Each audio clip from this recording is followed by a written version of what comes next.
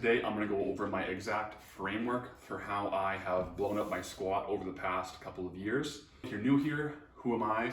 Well, I'm a natural powerlifter and a natural bodybuilder. My squat history, I've actually been squatting for about 13 years. My first competition was about 9 years ago and I registered a squat of 420 pounds. About 9 years later, I'm consistently squatting over 600 pounds and my best in competition squat is 622 pounds. So this is basically the what would I do if I was back to square one and I wanted to squat 600 pounds in a lot less time. So the framework that I've made can be broken down into a simple acronym here. And it's going to be boom, fire. Because when you blow up your squat's fire. So the first thing that you're gonna wanna do, the very first thing I focus on when I'm developing my squat is the F. So that is going to be the frequency. Okay.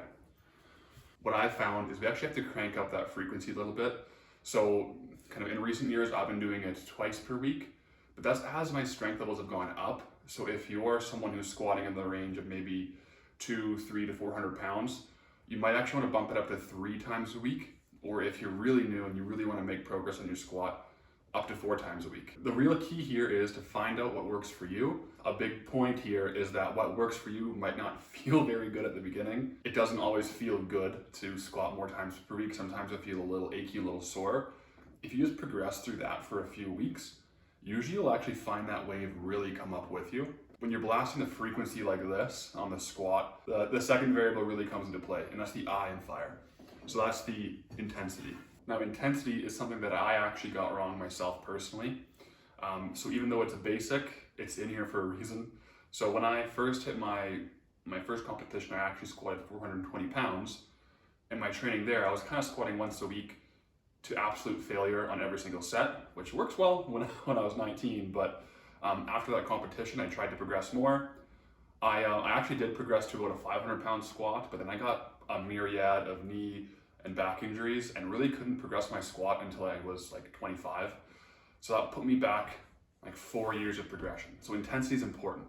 So the question is, what intensity do you want to squat at to manage your frequency and blow up your squat? Well, I like to break down the intensity into kind of 2 different sets. So usually if you're pushing your squat progression, you're going to have a top set, and I want you to do 1 to 3 reps on this top set, and that should be a staple every week. And the intensity is going to be RPE 7 to 9. Now, if you're not familiar with RPE, I did make a video here explaining it, but for this video, I'm going to assume you kind of are familiar with the terminology. Now, once you do that, that's about as intense as it's going to get. Back down work, it's going to be 3 to 5 sets of 3 to 5 reps, okay? Intensity here is going to be RPE 6 to 8. So we're still pretty intense, weights are going to be pretty heavy, but we're not going to absolute failure and our form isn't actually breaking down. What this does, it allows us to build up these days of higher frequency to really ride the wave and to blow up your squat into the 500-600 pound club, right? And that's exactly what we want to do. Now, you nailed frequency, you nailed intensity. What's next?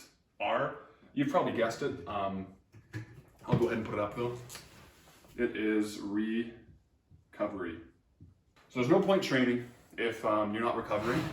Myself, I'm a natural athlete, so if you're enhanced, you might be able to scrape by with none of these variables, but if you're natural, you might want to pay attention.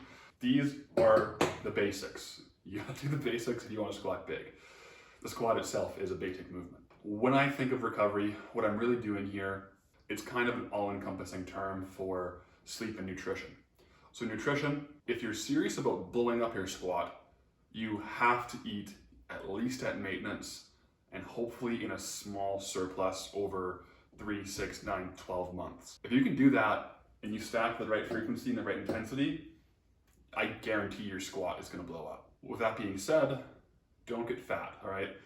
If you put on 40 pounds of fat, your squat will probably go up because you're cushioning against it. But I mean, this is a power building channel where we do bodybuilding and powerlifting. We want to keep a little bit of the physique at all times, right? Maintenance or a slight surplus for this. I personally use a Garmin fitness tracker. There's other ones out there like Whoops or Oura Rings. The main thing that I use this for is it does give me a recovery score and a sleep score. So I'm always trying to be on the upper end of like 80 to 90% recovered. For me, that's about 9.5 hours of sleep. So that's more than some people might think you need, but I'm a busy guy. It's tough to get, but when I'm trying to prioritize my strength, I prioritize my sleep. And finally, so we've got really the basics down here with some general prescriptions for all of them. But if you don't have the E, you're not gonna progress your squat. You can do all this for a day, but if you don't do it for your squat era, there we go, so time. If you don't do it for a whole era, it's not gonna do anything. And the key thing about a squat era, minimum time for a squat era is 12 weeks, kind of like a training block. But what you need to do if you want to make long-term progress on this is to pick 12 weeks, set a frequency, intensity, basically pick a program and don't program hop, and then make sure recovery is in check. Do it for an era or about 3 months. After that happens, reflect. Did you make progress? Did you not make progress? What felt good? What felt bad? Make a slight adjustment, boom, run it back. Do that 3 to 4 times, and your squat will blow up by like 100 pounds in a year. So if you follow the FIRE protocol, you're gonna have a FIRE squat. It's gonna blow up. And if you want an example of how the frequency and intensity might look in a powerlifting or power building program, I made a video here about exactly how to run a power building split. So definitely check that out if you want to look a bit more into the actual nitty gritty of what reps to do on what day. But with that being said, thanks for watching, and I'll catch you in the next video.